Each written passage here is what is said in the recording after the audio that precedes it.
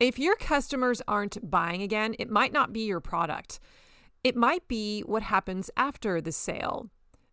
There's a missing piece in most farm marketing funnels that is quietly killing your retention. And today I'm going to show you exactly what it is. You see, it's not enough to sell great food. You have to help your customers succeed with it. So today we're dialing into the success path and how to build one. Let's get started. Hey there, this is Corinna Bench, and welcome to the My Digital Farmer podcast. In today's market, it's not enough to just grow your product. You've got to know how to sell it too. Welcome to the My Digital Farmer podcast, where we reveal online marketing strategies and tips to help farmers like you get better and more confident at marketing. Learn how to find more customers, increase your sales, and build a strong brand for your farm. Let's start the show.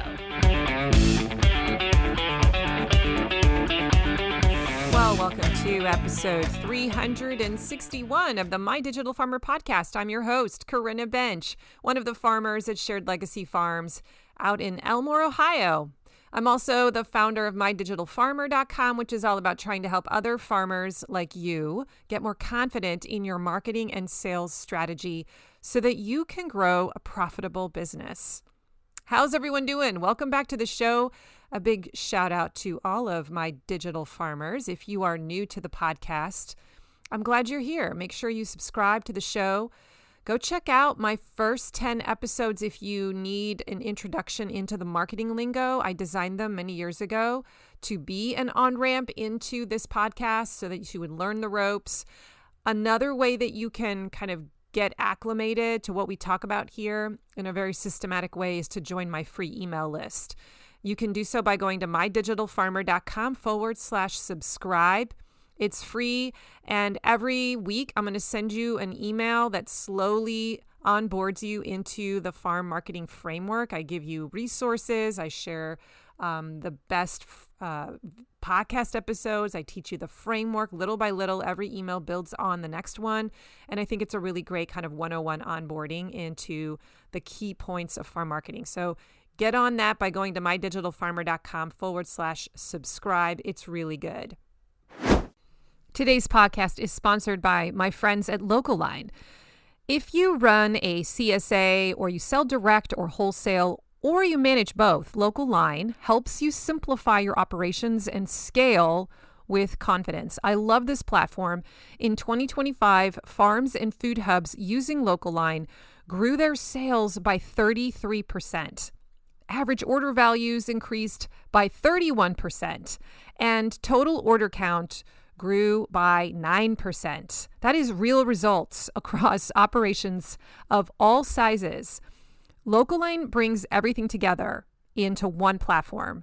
So CSA management, wholesale ordering, access to new wholesale opportunities. They have automated inventory, barcode scanning, a box builder. They even have a POS. And that means you spend less time managing admin and more time growing your business. Switching couldn't be easier. There are no setup fees, no sales commissions, and their onboarding team will even migrate your storefront for free, taking the workload off your plate. As a podcast listener, you'll get one premium feature free for a full year when you use the code MDF2026 at checkout. So head to mydigitalfarmer.com/local-line, all one word, then use that code MDF2026 and you'll get that discount. Start the season strong with Local-Line. It's streamlined, efficient, and built for growth. And now back to the show. Well, hi everyone. I hope you're having an amazing spring. I am in the middle of, among other things, planning a graduation party for my oldest son, Jed. He is graduating from high school in a few weeks, and this is my first time ever planning a graduation party. We have about 125 people coming. It feels like a small wedding. And I found myself wanting advice for how to plan a graduation party. Has anyone ever been through this yet? Or are you going through it right now? Yeah, I found myself going to like Pinterest, looking for checklists. Like, what are all the things I have to make sure I do? It occurred to me maybe 3 weeks ago that I should probably send out invitations or save the date cards for the party. And I felt kind of late in the game coming to that realization. And so that kind of freaked me out. And I quickly, went and ordered some of those. They just arrived. I dashed them off into the mail. I had to figure out who was even on the guest list. And that set up this whole flurry of activity around, I need a plan for how to put together a good graduation party. What are the steps? What are the things I have to think about? What kind of stuff is going to go on the menu? We should probably make sure we have an extra porta potty. What are we going to do that day? And then my parents, or my dad and my brothers, are flying in from Oregon State and Texas, but they're not actually going to be there for the big weekend graduation party. They're going to just be there for the ceremony, the graduation exercises, which happens on a Thursday, which is kind of a weird day. And so I feel compelled to have almost like a whole nother set of events for that side of the family for the 2 days that they're here. So there's just a lot going on. I feel like I'm in new territory, wishing I had a little bit of a roadmap so that I confidently knew that I had covered everything and I'm not going to come to the day and realize, I forgot this important step. But we're going to cross our fingers. I'm figuring it out. New territory.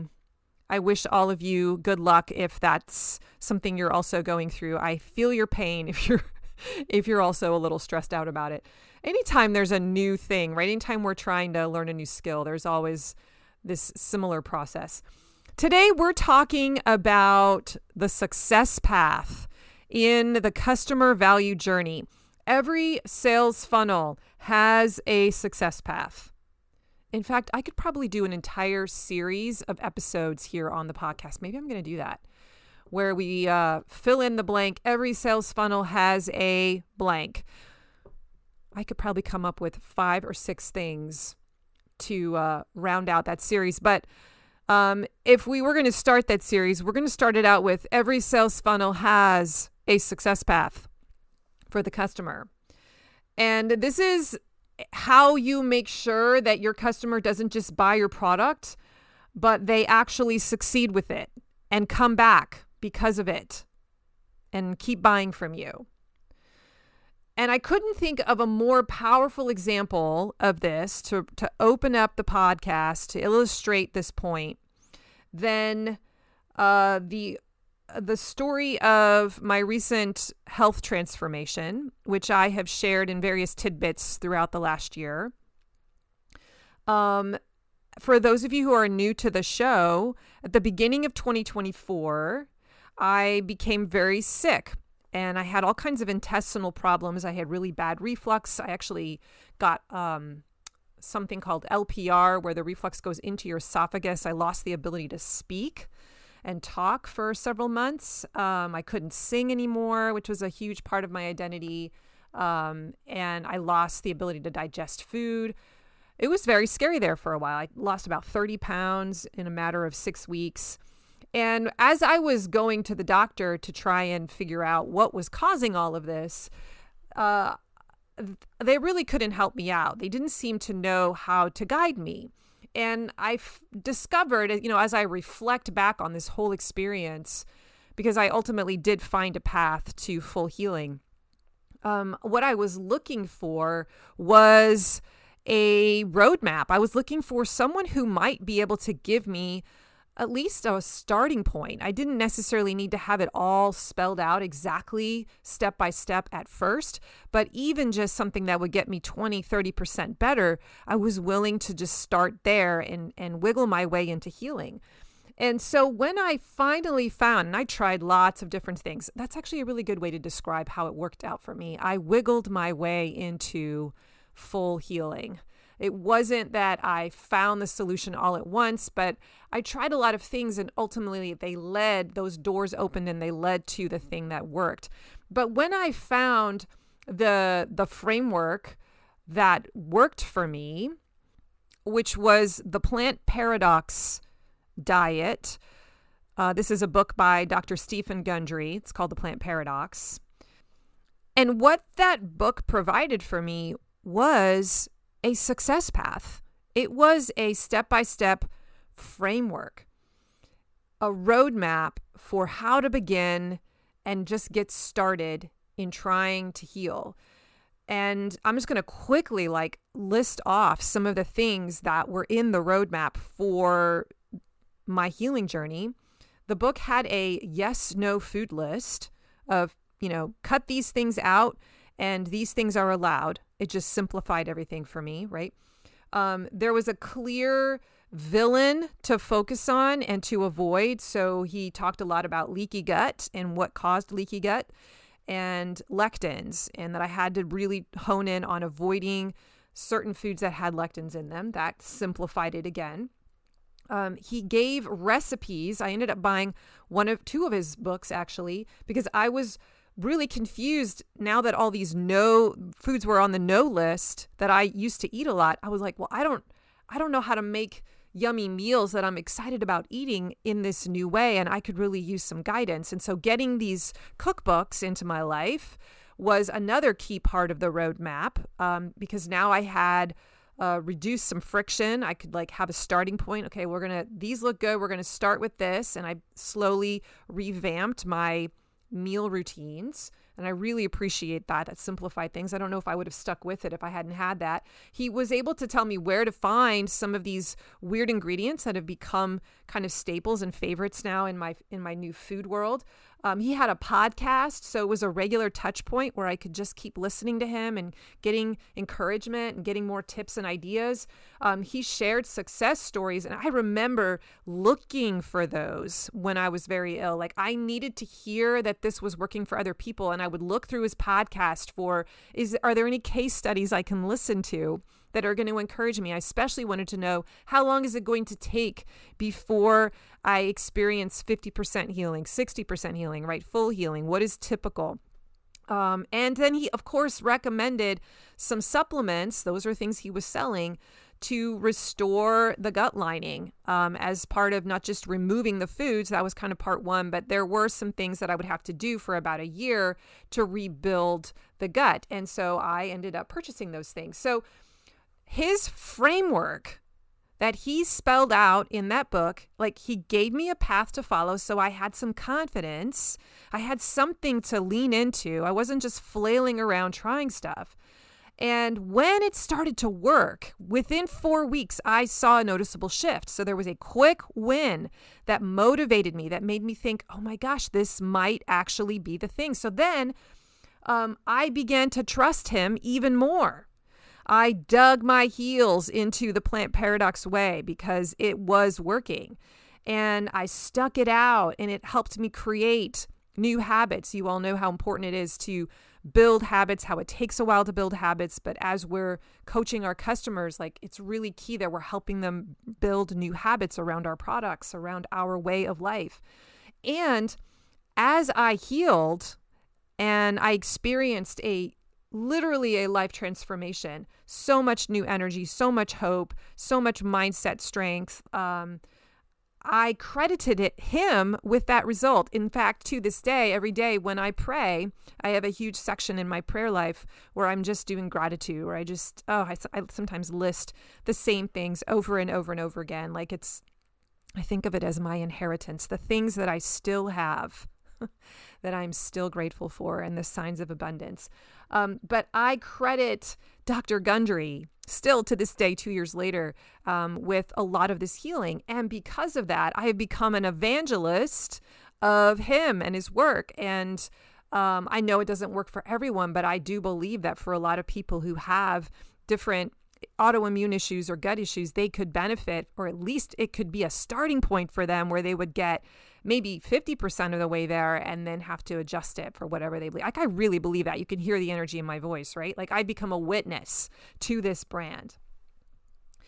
And so I sometimes think about, what if I hadn't had a roadmap from Dr. Gundry? Like, what if I had just sort of heard that he helped people and he healed people, but there wasn't a step-by-step, he didn't take the time to lay it all out as a framework and really think about, how could I help the average person who's going to struggle with this stuff to navigate their way through this and ultimately get to their finish line? Would I have gotten there? I think it's doubtful. And so that is why the success path, taking the time to build a success path, is so, so key for your business. Now, we're talking about Dr. Gundry's success path for his healing regimen, but every business can create a success path for their customer, because every customer is coming to you with some kind of a problem that they want to solve, or something that they wish they could optimize or accentuate or make better. Maybe it's a desire that they really want to have met. And when they come into your brand, if you can help them get there faster, or clear the path, remove the friction, help them transform into that better version of themselves that they're seeking, that is going to create incredible trust in you. You will become a thought leader. They will dig their heels into your way. They will take on your identity. They will create new habits. They will become a brand evangelist. And most importantly, they will change. They will transform into the person they want to be. So building a success path is so good, because your customers are going to benefit from it, but so will you, because those clients stay on forever. There's lifetime loyalty. So many farm businesses, I could say this about businesses in general, because I help lots of different businesses strategize and think through their success path, and their sales funnel. But so many businesses in general are not spending any time investing in this element of the success path. It is actually so important that it has its own spot, its own stage in the customer value journey. This is the framework that I teach inside of Farm Marketing School. It's the very first thing that you learn, because it is the framework on which all of marketing stands. And there are 8 different steps, 7 to 8 different steps, depending on how you look at it. And this is one of them. It's called the excite phase. It happens right after a customer first converts and buys their first product from you. And they go through the excite phase, the customer success path, where they get excited when they use your product because they experience success with it. And then if they successfully pass through excite, they move up the ascension ladder, which is the next stage in the customer value journey. That's where they begin to buy more things in your product. And every time they buy another thing on your rung of ladders, they go back to the excite phase and hopefully experience it again. And then they go back to the ladder. They just ping pong back and forth between excite and the ascension ladder. And it's a really important part of your overall sales funnel. And if you don't have at least something in here for that first time buyer, you are missing out. You are going to lose customers. This is actually where customer retention lives. It's not the only factor, but it is one of the major factors in having a high customer retention rate. So if you are struggling to keep customers coming back, this is something to look at and analyze and be like, do I have this mechanism in place in my business? Do I have a success path lined up, an actual process that fires that I guide people through? So we're focusing on this important element today. At least once a year, I talk about it on the podcast, if maybe twice a year. It gets its own show. So if you go back through the 360 archived episodes, you'll probably spot, 5, 6, 7 different episodes that talk about this in some capacity. I'm bringing it back again. You may have heard some of this stuff before, but I need to say it because I think some of you, and I'm raising my hand here too, we can get lackadaisical. I've been doing my business now for 18 years, and I'm getting a little lazy with some of my own customer onboarding and my own success path elements. And this is always forcing me to think through, okay, tighten this up. Make sure you're doing this on a consistent basis, not just, for the first 5 years with that first group of clients that we were really good at doing this with. Like, make sure we continue to do it. So today I want to help make the case again for the value of the success path in your business. I want to help you figure out, how do you find it? How do you know what should go in it? What are some of the things that success paths usually include? I'm going to have all kinds of questions to help you think through this. I think it's going to be really, really helpful. And then how do you document the success path? How do you communicate it? So this is going to be a really rich episode. Lots of stuff in here. You can come back here in years to come and just re-listen to it. Now, remember, the success path is a general best practices roadmap for your ideal customer. So it won't be perfect for everyone. It's not like you can promise that every single person that actually goes through it is going to transform the same way. Everyone's a little different. Everyone comes in with unique situations. But as you build it over time, it typically develops and grows your average customer over time. Okay, it's not an instant life transformation in 2 weeks, although maybe some products can actually do that. But in most cases, this is a much longer play, but it's there to kind of gently guide your customer along as they're using your products so they become successful with it. Now, how did I find mine? I feel like I'm still in the process of finding mine and getting it even more dialed in. Many, many years ago, I interviewed my best customers who were at the time, my CSA was my primary signature product. I interviewed them. I got on the phone and I talked to about 20 of them, spent about 30 minutes talking to them. I was just trying to figure out, why are you in my CSA and what did you experience when you first joined? It was very just educational for me. And as I talked to after honestly about 10 people, I started to hear the same kinds of answers. That's not initially what I was, calling them about, but I noticed these patterns and I got really excited because I saw similar problems they were bringing up, similar solutions that they figured out on their own to overcome those obstacles and problems. Some of the ways they were using my product, and I expected some of those things they brought up were not surprising, but there were some use cases that I was like, oh, really? I had never realized that that's what you do. And I kind of jotted those down and I found that interesting. And I thought, oh, I could share that with people. What their roadblocks were, the questions that they ran into early on and how they had to try to figure them out. And also just what were they curious about? What did they get excited about as it related to my product? And they kind of had dabbled in and explored on their own. And as a result, they were growing. So I just wrote all this stuff down and I saw these patterns and I thought, wow, I could teach this.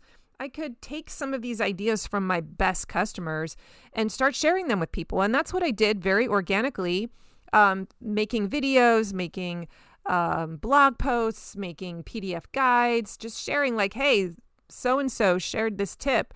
Make sure you take the tops off your carrots. I know that. I assumed you know that, but I guess you don't because almost everyone I interviewed didn't do that. And they, learned the hard way. And so I just started kind of sharing these random tips. And over time, the more and more that I did it, this roadmap, this success path began to form. So it wasn't all at once. I didn't have it all dialed in right away. It was very organic, just dropped things here and there. And as I kept doing it after a couple of years, I began to see what people were resonating with, what was really moving the needle. And now I really feel like I have a good sense of, here are the most important things. If I only have a little bit of your attention, these are the things that I'm going to share with you. And that has become my success path. So let me define success path. I don't feel like I've done it super well yet, but in general, a success path in your business is a clear step-by-step roadmap that shows your customer how to win with your product. So they don't have to guess what to do with it or what to do next. And usually it removes friction. That's a big part of what it does. It removes friction. I would say it builds confidence in your brand, and it guides them. It guides them towards a quick win and then the next one and then the next one until suddenly they're a different person. They've experienced that life transformation that they are after. So if your products are the what, I want you to think of your success path as the how. So for the bulk of this episode, I want to spend time talking out what are some of the things that typically show up in a success path. Like if you're going to sit down and be intentional and thoughtful and try to strategically map out the content or the steps that will be in your path, what are you even thinking about? What are the questions you're asking yourself to help you find out what those could be?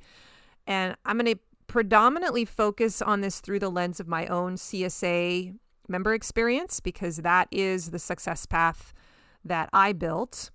Now I'm kind of working on one for a typical just online store customer that doesn't necessarily turn into a CSA member. So they're a little bit of a different animal, and I'm having fun sort of playing around with what that looks like. So I want you to think through the lens of your product. I know most of you are probably not CSA farmers like me, but you can still get a ton of value from this episode. As I go through each of these sections, just be thinking about what does that look like for my business, for my product. So number one, what's in a success path? Typically, there is a starting point, somewhere where you help them begin. What should you do first when you get your product? That is a really helpful question. That's going to help you guys pull out some ideas for what could be in your success path. Just what is the starting point? So if you're a CSA member and you first join the CSA, they start getting onboarding email sequences, and it tells them, hey, make sure you send in your deposit. I deliver a CSA tips and tricks guide, and I'm like, read this. That's like my first step. Read this. Step 2 is get in our Facebook group if you're on Facebook, because that's where our community and belonging happens. And you're going to get a lot of ideas. Those are some examples of some of the first 2 starting points in my path, and I communicate them through email. So what is your starting point? This could also be, what is the first product they should buy? That could also be a starting point question. Number 2, what's in a success path?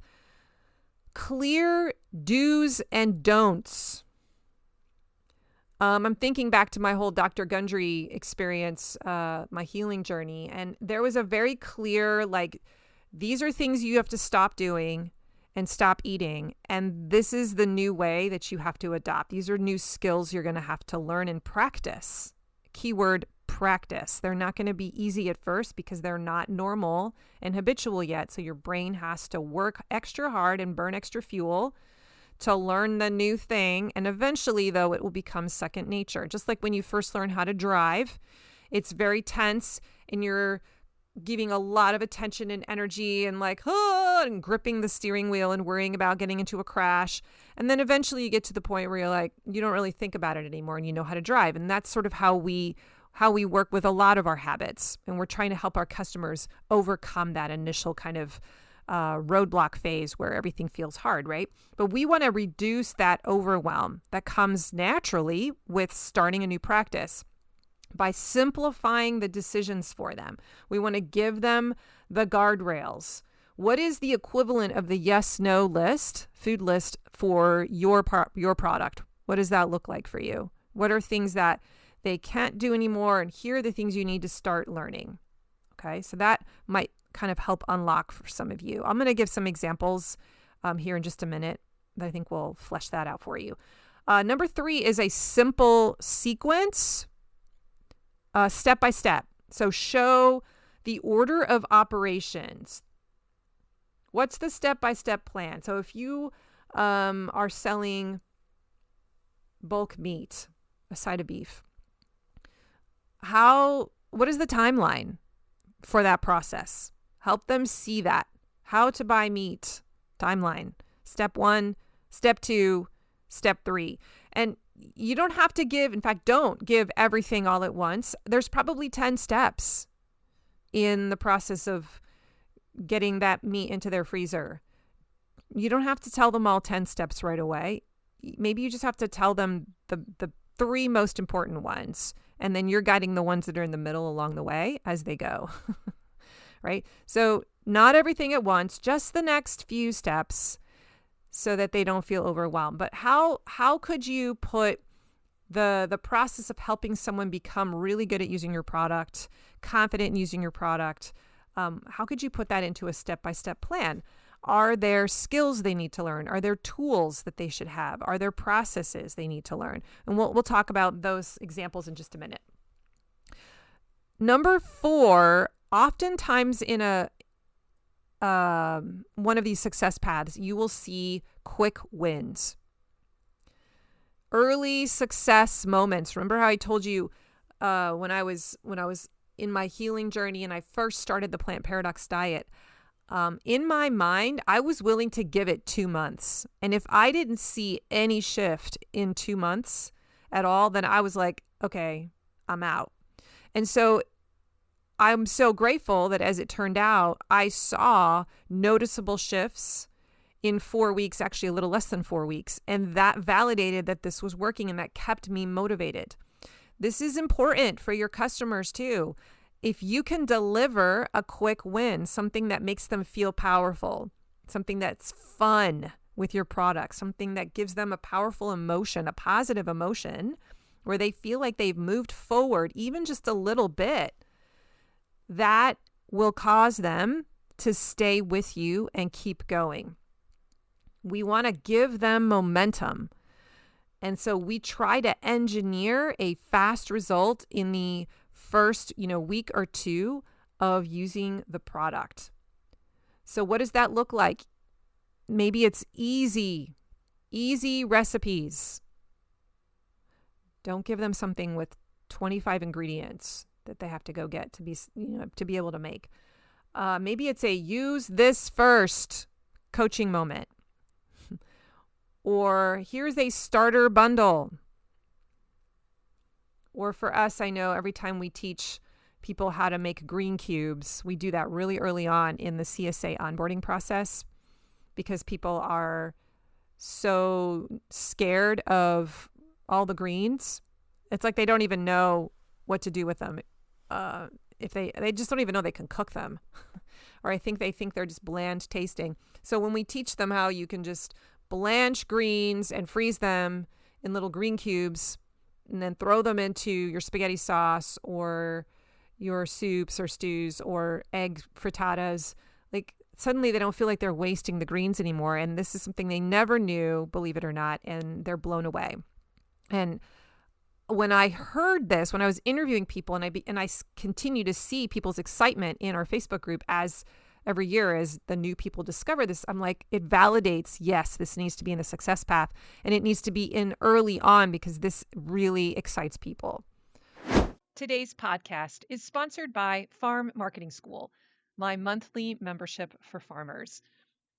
Before we dive back into the episode, I want to speak to a very specific kind of farmer for a second. If you're a year or 2 into your business and things are working, but your marketing still feels kind of scattered, like you're posting, you're sending some emails, you're running promotions, but it all feels disconnected and you're not sure what's actually driving sales. I just want to say that's not a lack of effort. That's just a lack of structure. Because most farmers don't need more ideas. What they need is a system that connects everything together. And that's exactly why I built Farm Marketing School. Inside, I teach you how to actually design your marketing so that it works like a machine, a system, not a bunch of random tactics. We map out your full customer journey. We build your email engine. We create intentional promotions and product pathways. So your marketing starts handing off from one piece to the next like a relay race instead of you running every leg yourself. And we do it through 30-day project builds. So you're not just learning about marketing, you're actually finishing things. You're actually building the marketing assets in your marketing machine, your sales funnel, your promotions, your lead magnet, your weekly email rhythm, all your marketing assets. And that's when the shift happens. Marketing starts to feel lighter. The flywheel starts to spin. Sales start to feel more predictable. And you finally feel like, okay, I'm on the right track. I know what I'm doing. If that's what you've been longing for and what you've been missing, then I want to invite you to join Farm Marketing School just for a month. Come inside and see what it's all about. You can learn more at mydigitalfarmer.com/FMS. And now back to the show. The fifth element that you often see in a good success path is what I would call things that remove friction. I didn't know how to put that. And there's a whole bunch of stuff that kind of falls under here. So you're going to like this part. So we want to grease the wheels. We want to make, it kind of goes along with the quick win. We want to make their progress, their growth happen as fast as possible and be as fun as possible. So if there's something standing in the way that's overwhelming them or confusing them, then we want to get rid of that. We want to remove the friction. And so I kind of came up with, I was trying to think through, like, what does this look like in the 3D world for a business like mine, a farm like mine? And I have a few different categories here that I want to walk you through. So number one, I thought of things like tools. What are some of the tools that you could recommend your customer get in their kitchen, get into their life, that's going to make it easier to use your product or more fun or just open up more possibility for them? So one thing might be like, hey, chest freezers. Really helpful if you get a chest freezer, because I have so many cool things to teach you about how to use this food and store it away. And if you don't have a chest freezer, you're going to be limited. Or if you're a meat producer, this is really huge, right? No one's going to be able to get a side of beef if they don't have enough room, cubic feet in their freezer. And so you've got to be able to tell them, here's some tools that would be helpful for you. I spent some time early on in the onboarding process for CSA members teaching some of the most important kitchen tools. I mean, we all know we have to have a chef's knife and a cutting board. I'm not talking about that stuff. But I'm talking more about things like, hey, salad spinners. Those are really helpful. And an Instant Pot. Maybe you don't need that right away, but as you graduate, like by the end of the first season, you're going to want one because you're going to see so many people using that in the group, right? So kitchen tools, it could be things like lists. I put that under the category of tools. So a cut guide, a recipe starter page, a vegetable storage guide, a list of exit strategies. That's actually terminology that we came up with many, many years ago on our farm. Some of the strategies for exiting the CSA veggies that are still in your fridge and you don't know what to do with them. So at the end of the week, we have, as part of our process, our framework process that we teach, that on Fridays, Saturdays, or the day before your pickup, whatever it is, that you look at what's still in here in my fridge that I'm overwhelmed by, and I'm going to execute some of the exit strategies that I've learned and try to just get it out of here so I don't feel overwhelmed by the amount of stuff in my food, like produce bin. If I haven't eaten it in like three months, then maybe I can, freeze the kohlrabi or do something with the kohlrabi in a different way and get it out of here. Where to find certain items, first products to start with, shopping lists. These are all kind of things that fall under like the category of tools. So maybe some of those things that I just listed give you some more tangible ideas of, oh, I have an idea for a thing I could make or quickly pull together with the help of ChatGPT, and I could share that as a tool and put that in my success path and deliver it as an email or in a video or on my YouTube channel or whatever. Number 2 is like processes.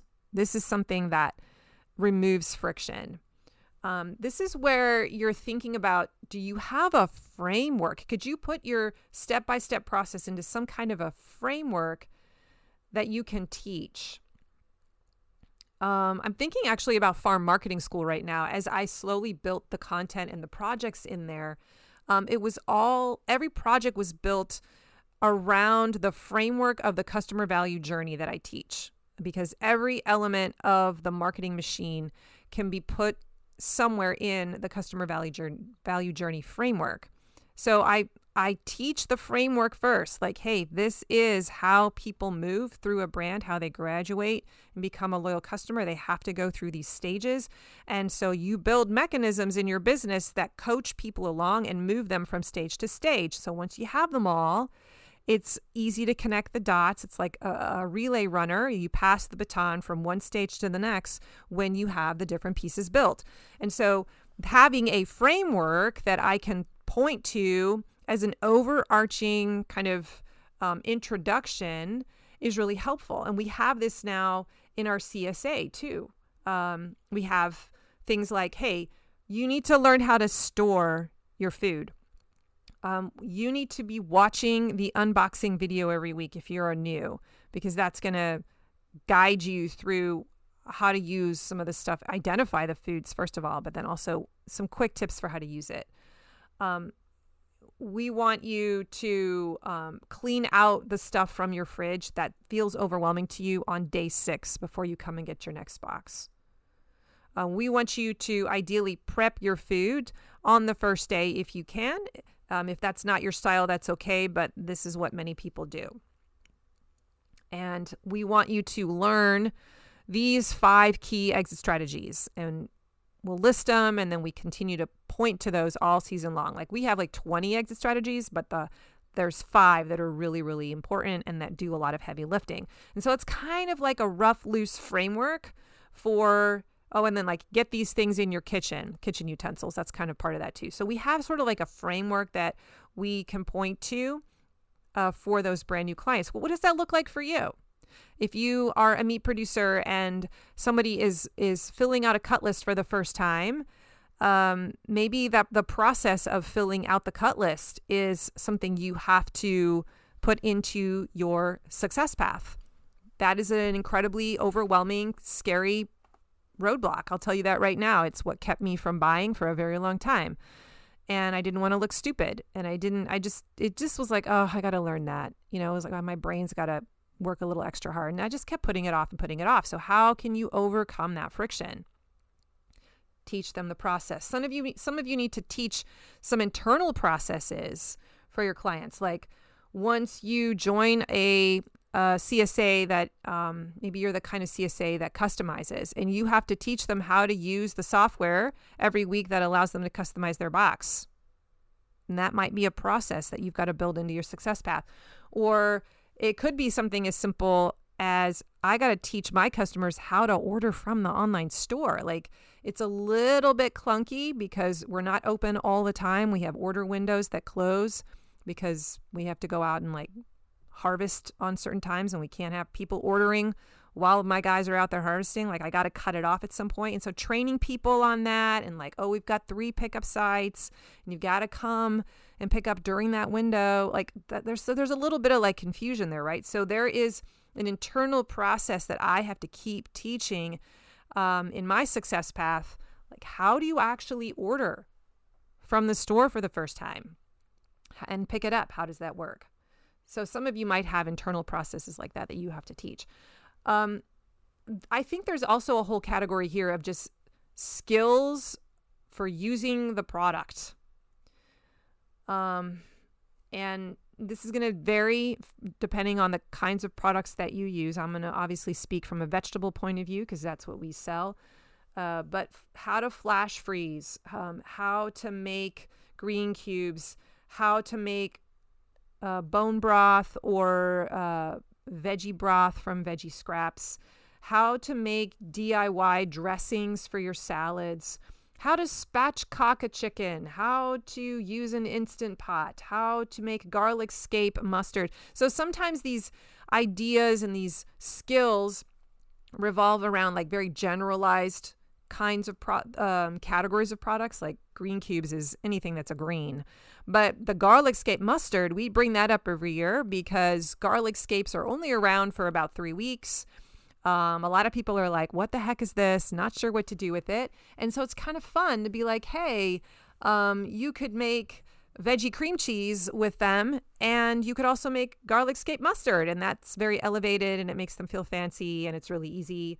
And so we make sure that we bring that up. So sometimes it's kind of surrounding a specific season or vegetable that comes due, and it creates excitement and curiosity around that product.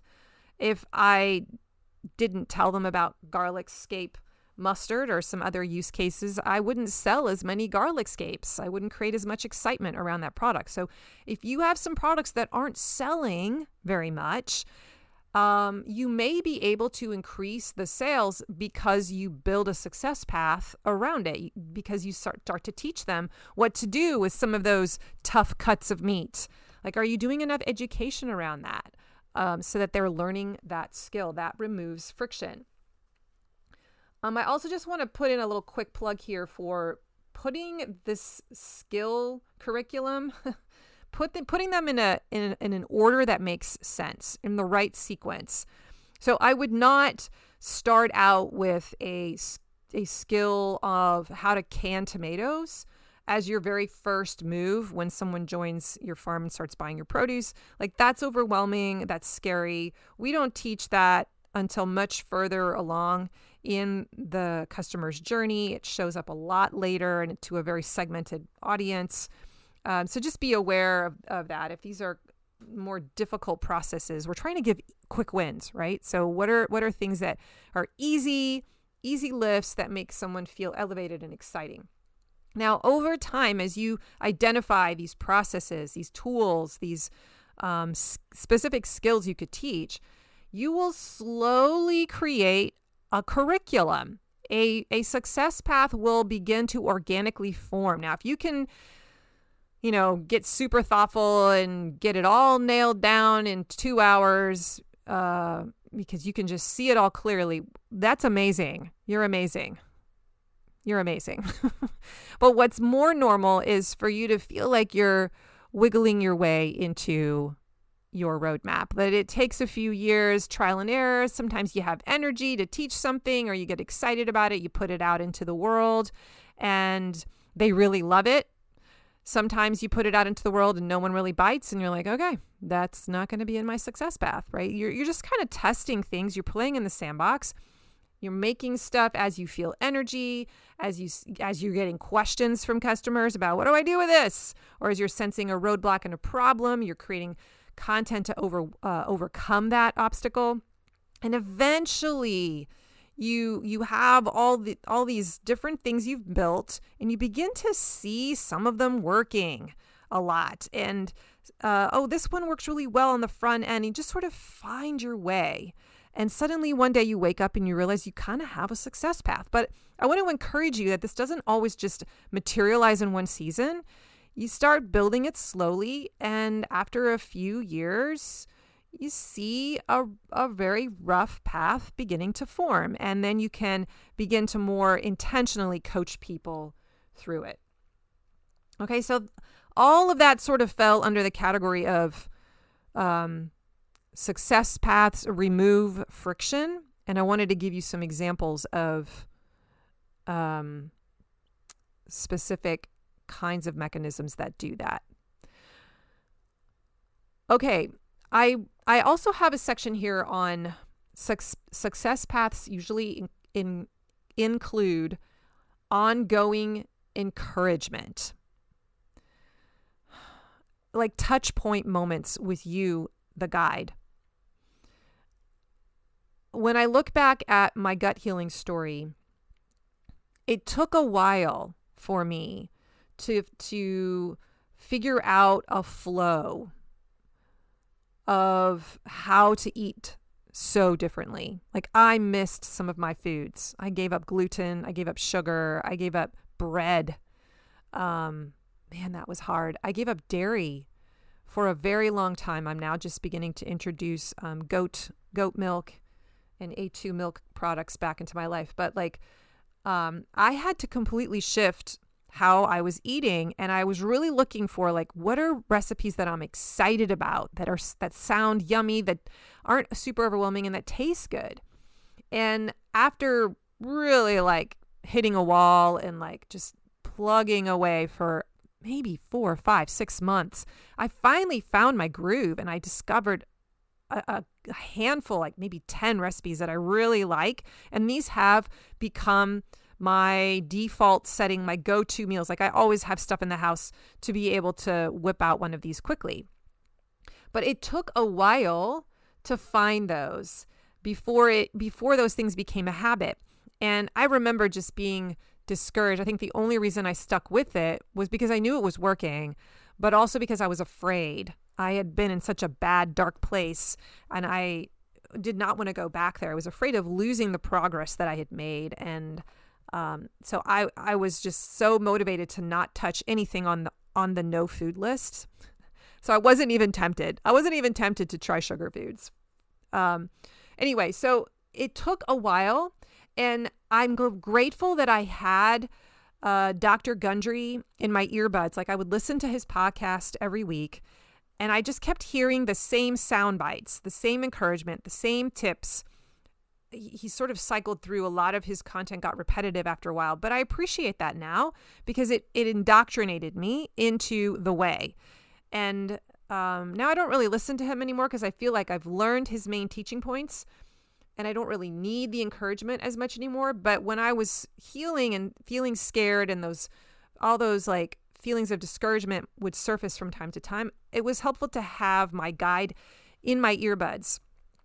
So for me, it was listening to his podcast. I know that you guys are not making podcasts for your customers, but what does that look like for you to create a weekly touch point with them? Is it on social media where you're sharing a tip on a reel?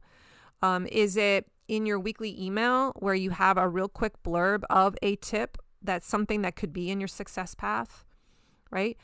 So I think that it's important for you to realize that your customers, when they're first learning a new road, it's normal for them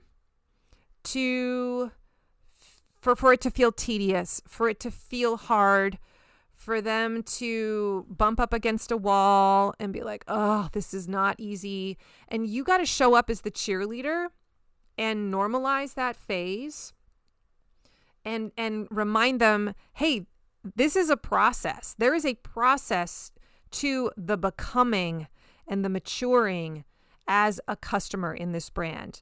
And you're right where you need to be. And you need to point to other people in your customer base who went through that too and who are now on the other side, right? That's part of your job as the coach. So I just want to say, I think there needs to be something in your success path where you're occasionally just touching base, coming in, whether it's through email or social, or maybe it's on YouTube or a little video where you're encouraging them because they need that. They're going to need that. It's hard to switch habits and change the way you do things, and eat a totally different way, or try this food they've never tried before, and just their identity is shifting, and they're going to need someone to hold their hand a little bit. So don't just bail and deliver the product and never talk to them again, okay? Show off your success stories. I think this is another key piece in a success path.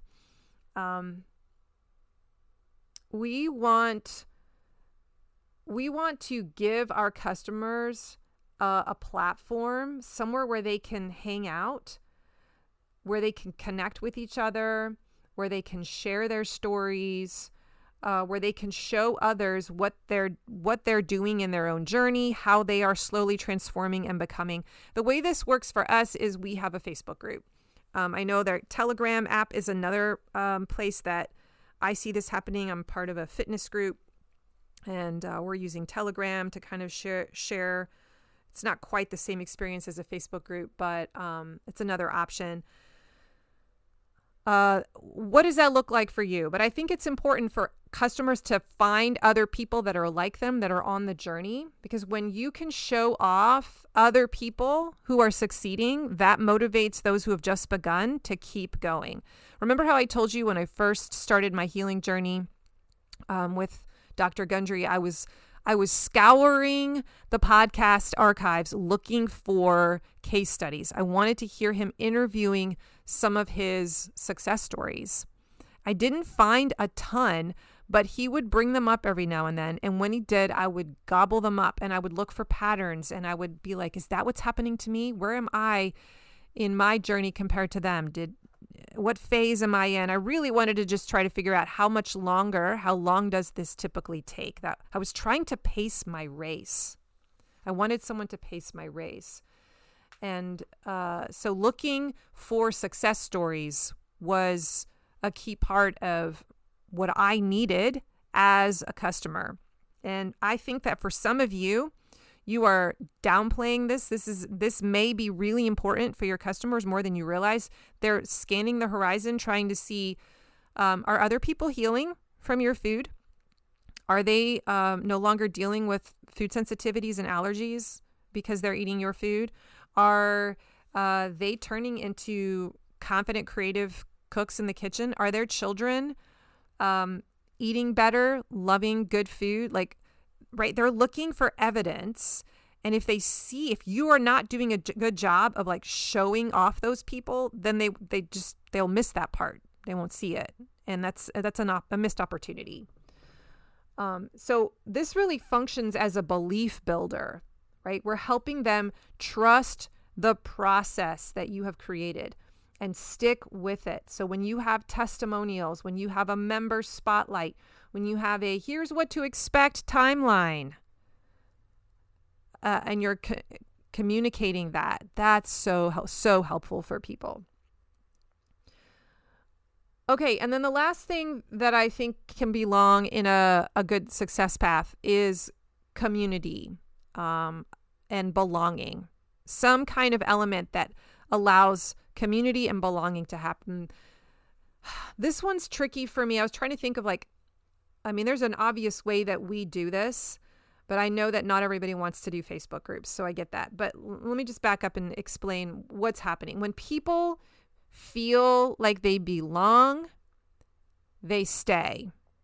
So people will come for the product, they'll stay for the community. They'll stay for the belonging, they'll stay for the sense of identity that is becoming a part of them.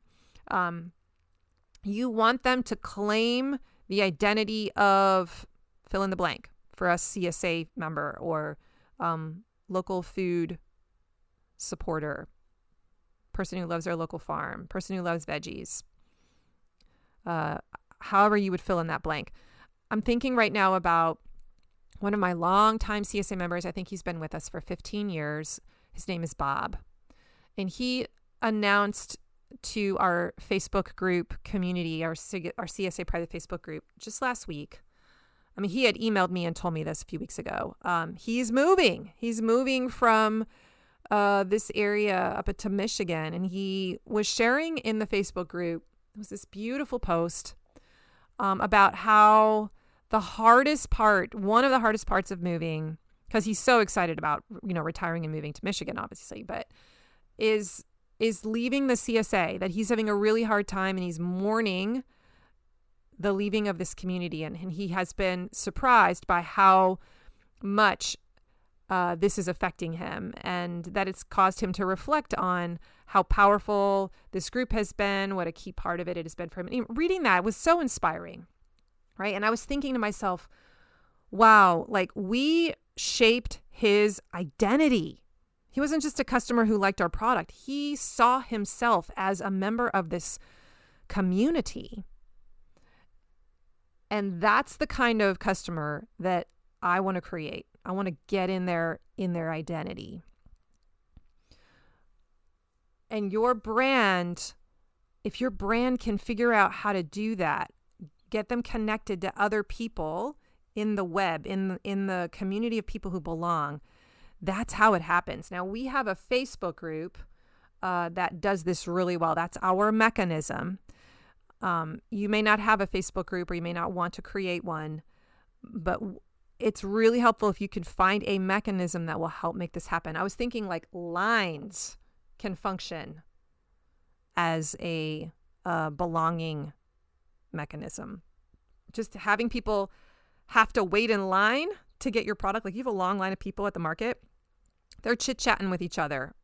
They're seeing the fact that there are 15 people waiting in line, and they're like, oh, I belong in this group of people who love this brand, or I must be doing something right because a lot of people like this brand, right? Swag, everyone wearing your swag or t-shirt. That's another easy thing you can do to have people feel like I belong. farm challenges that everyone's doing together, even if they don't necessarily see one another. We do our challenges in our Facebook group, but I also invite people through email to participate. And even just like the coaching tip of trying to connect your customer to at least 3 people in the community in some way. Like that should be a goal. That will likely, if you can get them to connect with 3 people, 2 or 3 people, that will likely do the job. And there's lots of ways that you can try to manage that. I was thinking about the power of belonging. This is sort of a personal story. I know I shared this with you that Josiah, my youngest son, he's a freshman, he moved out of his district last year. We enrolled him into Toledo's engineering school because it's a super good school for engineering. He had engineering gifts. We went and toured the place, and it looked like an amazing school. And within a week of him starting last fall semester, we sensed that something was wrong. He did not like the school. He was disengaged. He was doing great. He was like the top student, but he began to shrink, just like curve inward. He did not connect with anyone there. He actually felt a little bit scared in that environment. He was not motivated to go to school. It was like he dreaded it. Anyway, just really bad energy around that school. And we were like, no, man, you gotta deal with this and push through. But ultimately, as parents, we realized by the end of the semester that it wasn't just about putting him in a great school to give him strong engineering gifts, but that he needed to belong. That part of the school experience was making sure he practiced being in community, that he had a group of friends and peer network, that he would grow in confidence because of his network of friends, and that he didn't have that asset there. And he was missing out on that key piece of development. And so, ultimately we gave him permission to leave the school and go back to his old district where he is now thriving. He left not because the product itself wasn't good. The education was good, but the community and the feeling of I belong here was missing. And we underestimated that. And so I just want to point that out to you. Some of you have customers that are leaving because they've tried and they've tried and they've tried, and they just feel like they don't fit in or they don't belong. And so what are we doing to address that? All right. I'm having fun. I'm almost done. I wanted to make sure I ended by just pointing out what are some of the different kinds of assets that you could build as you're working out your success path. So we've talked through some of the different kinds of categories of things that could be in a success path. But what does that look like in the 3D world? For us, it's predominantly video content. So I would just organically create short videos with my iPhone, and then I would either make them live on Facebook, and then I would download the video so that I had it permanently on my record, especially nowadays because Facebook will delete them after a certain number of days. So I wanted to have the original. And then I would upload them onto YouTube or into a platform called Teachable. If it was good enough and it made the cut, I would actually put it into the success path or the curriculum that I have on my learning management software. So this is a program called Teachable where I put all of my online course content on it, but I have an entire success path for my customers called the CSA Academy. And when they get inside there, it's part of their CSA membership. It's free for them. And inside is like a CSA training, like if you're a beginner's guide to CSA, a short 20-minute step-by-step course, basically, that walks them through the things they need to know as a rookie, the most important things. And then there's a whole section called Veggie University where I've got all the different vegetables one by one, and there's a teaching tutorial for each one. And I made a little vegetable ebook for each vegetable, like how to store it and some recipes, so they can go and like specialize if they want to learn about a specific vegetable and how to use it. I have another category in that academy on how to use an Instant Pot, step-by-step video guide, and then all kinds of recipes to experiment with. I have another one called the Vegetable Exit Strategies, where we teach all the 20 exit strategies and the top 5 we want them to learn so they can go and watch it, right? So as I created these content pieces, I needed a place to put them. And so I chose, there's lots of places, but this is kind of the main place where I send them. So think videos, think PDF guides, think Word document, just simple Google Docs that you can share with people, Google Sheets. One of the cool things that I recently learned from Mackenzie, who's in my farm marketing school, is that you can share a link of a PDF that you have made on Canva with a customer. And I love this. So a lot of times farmers will be like, well, I don't know where to host. I've made this guide, but where do I store it? And, I always like, well, put it in your media library in your website, but not everybody has that ability. I have a WordPress website, so I can do that, but some of you don't host things on WordPress.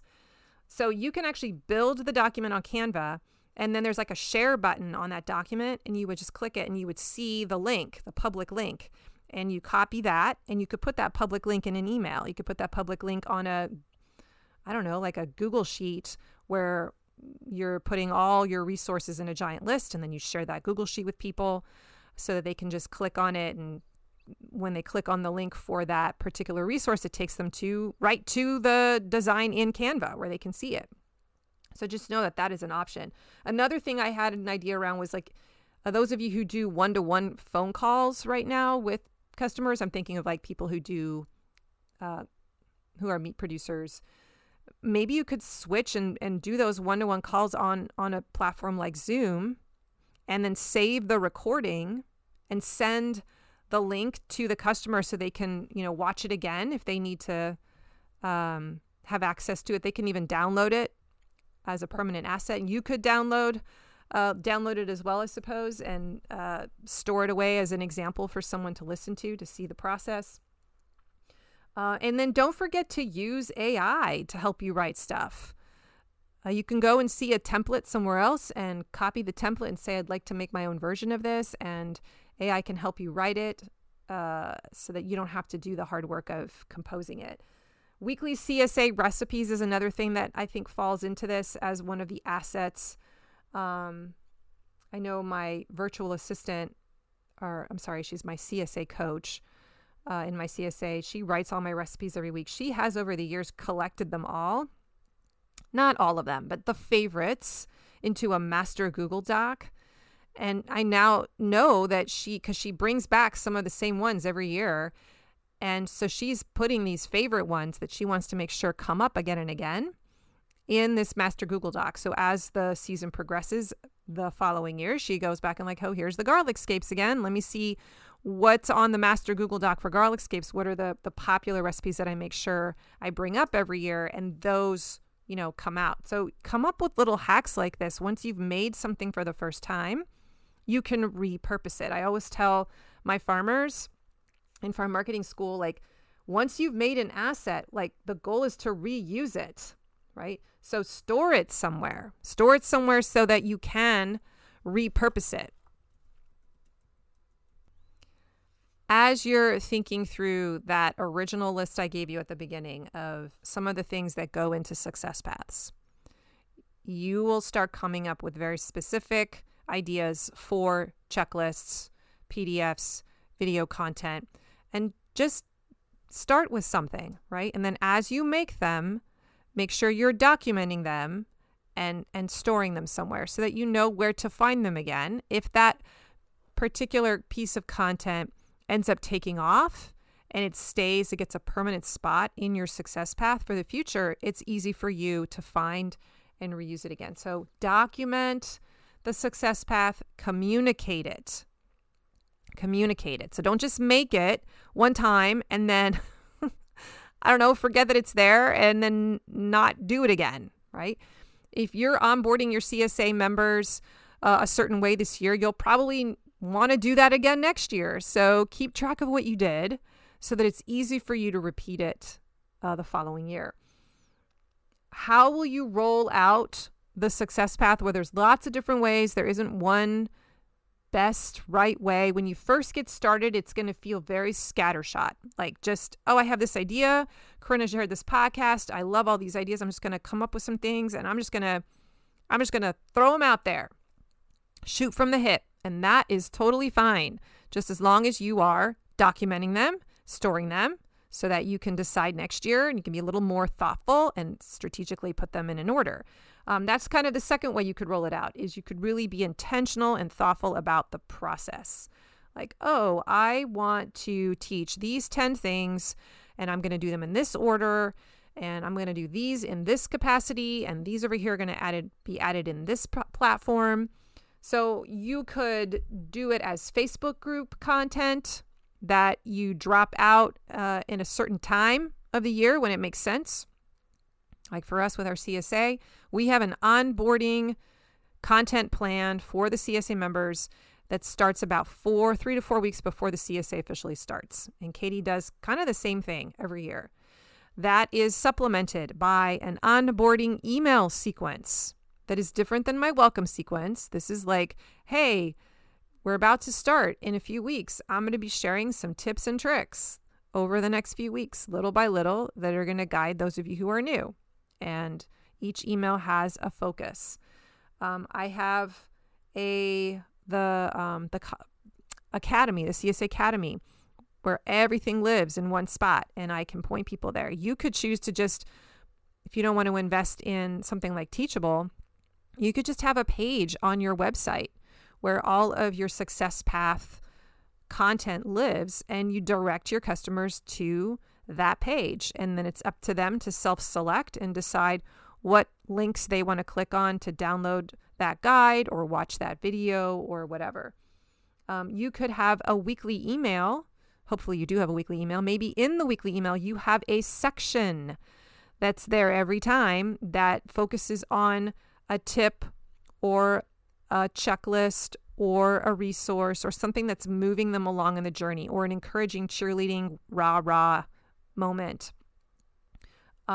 Could be creating things that are evergreen. So like the example that comes to mind is my Instant Pot challenge. I made that one time.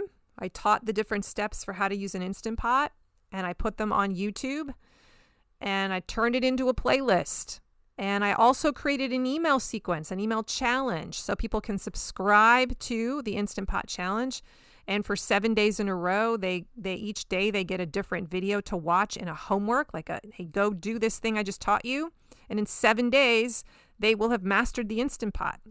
And then they're getting an Instant Pot recipe, I think for like another week after that. So that by the time they're done, they have 14 different recipes that they can use to keep practicing. I don't get anything out of that except teaching them how to use an Instant Pot, and maybe they start buying my produce so they can cook it in their Instant Pot. But that was something I built once, and now I've turned it into an email list builder, and people subscribe to learn that, and then they're on my list. Sometimes the success path, you can roll it out as an awareness building kind of campaign. So this might be where you're just creating content and you're posting it on your social media. Once a week, you've just got something where you're teaching something that's in the success path and it's going out to everyone in the public. Or you could post it on YouTube. And I kind of look at that as an awareness building platform. People discover you there. They might start binging your content. They learn some of this stuff and now they want to become a customer. So that's another place that you could put some of this material. But bottom line is store these assets as you're making them, store them somewhere. And ideally, put them in a sequence that makes sense. So if you're going to put them on a website page, start with the first thing they should do, and then the next thing, and then the next obvious thing. Group them into categories that make sense. I recently did this actually with my gut healing story because I started having a lot of questions about it, and I was getting tired of answering individual questions from people.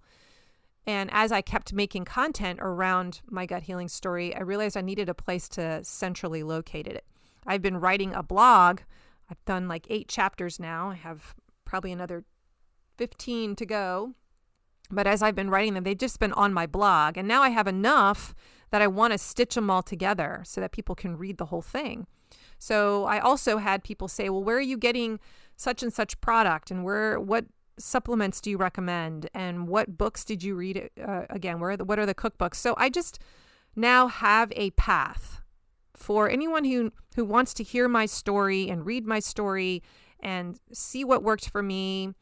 It's all now on a page for sharedlegacyfarms.com/heal. And on that page is like, start here, and it takes them to the first blog post. They can read the whole story. And it's got a section for, here are my recommended pantry items. Here's the yes/no food list from Dr. Gundry. Here's the 3 cookbooks that I started with that are amazing. And so forth, right? So that's just within the scope of gut healing. What does that look like for you, right? Can you make a page like that spells out your success path and put it on your website? It could just be as simple as that. I have a Google Sheet. I call it my content creation log. And anytime I make anything anywhere on the internet, if it has a URL address, I put it in the content creation log so that I can find it if I ever want to reuse it or put it in an email to someone. It's easy to find. It's searchable and easy to find. I have, of course, Canva links now, and I'm using that tip that Mackenzie gave me. YouTube playlists is another great place to store your stuff. Keep track of what those URLs are, but also organize your YouTube content into playlists if it makes sense. You can even be creating content with the intention of putting it into a playlist so you can guide people down the video story you want them to see and in what order.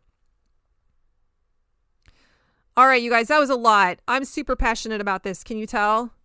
Oh, I just really, really, really believe in this. This was what changed everything for our CSA.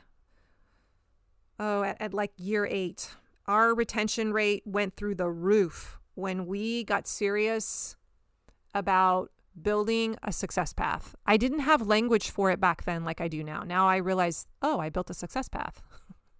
But when I started teaching people these quick wins and how to use our food and just really embraced my role as the guide in their journey and tried to help them get successful with using our product, everything changed. The energy shifted, the momentum shifted, the sales went up. I didn't lose customers anymore. My energy went up because then I wasn't freaking out and feeling like my product was bad. So I felt more confident about my work. I really feel like this is an important piece, and so many of us are missing it. We're not doing anything. So maybe you can't go to the extent that I've gone, but can you do something? Can you do even just a little, 10% better? So here's some homework for you. Can you identify 3 elements that you could put into a success path this year? Hopefully you'll have more than 3 one day, but can you at least identify 3 to execute by the end of the summer? And a process to store them. Decide, where or what it will be, when you're going to do it, how you're going to disseminate it. Are you going to send it out through an email? Are you just going to do it on social? Are you going to put it on YouTube? Are you going to build a website page? That's sort of like what I do with the Academy. Just figure out how you're going to disseminate it. Okay. That's my challenge to you. If you are a CSA vegetable grower and you want to see an example of the kinds of stuff that could be taught to your CSA members, you can come inside our CSA Academy and check it out. See how I've organized it. It is a membership for farmers now. I had so many farmers ask me, how do I get in there? I give you permission when you come in to take the PDF guides that are in there and use them for your own CSA. You have my permission to use them as long as you're a paying member of the Academy. Right now it's $19 a month for that specific membership. It's different than Farm Marketing School. This is the CSA Academy membership. If you want to learn more about that and just try it out for a month and see if it's valuable, go to mydigitalfarmer.com/academy and it'll explain all the stuff that's in there. And for some of you, that is going to be a huge help because it's going to just remove the friction for you. You're not going to have to think about what should go in here. You'll just see ideas and be like, oh, I love that. You'll download the PDF. You can even throw it into ChatGPT and say, I like this. Can you make something like it? And slowly build your own version of it over the course of the season that way. So just an idea I'm putting out there. Again, go to mydigitalfarmer.com/academy if you want to learn more about how to subscribe to that month to month. Whew. Okay. Today's show notes can be found at mydigitalfarmer.com/361. If you like today's episode, please share it with another farmer. Leave me a rating or a review on Apple Podcasts. I'd love it if you told me what you think of the show. If you have an idea for a topic for the show, you can reach out to me via email at mydigitalfarmers@gmail.com. And if you want to get onto my email list to get some free stuff to help you get better and more confident in your marketing system, how to build a marketing system, then go to mydigitalfarmer.com/subscribe. I would love to help you out. That's totally free and easy to do. If you want to work more one-on-one with me or in a group setting, there's Farm Marketing School. That's going to help you build the different elements of your farm marketing machine. That is a month-to-month membership. Love to have you in my community. So amazing, the people that are in there. Learn more about that at mydigitalfarmer.com/FMS. Thank you for joining me today, everyone. Have an amazing week. And remember, I believe in you. Bye-bye.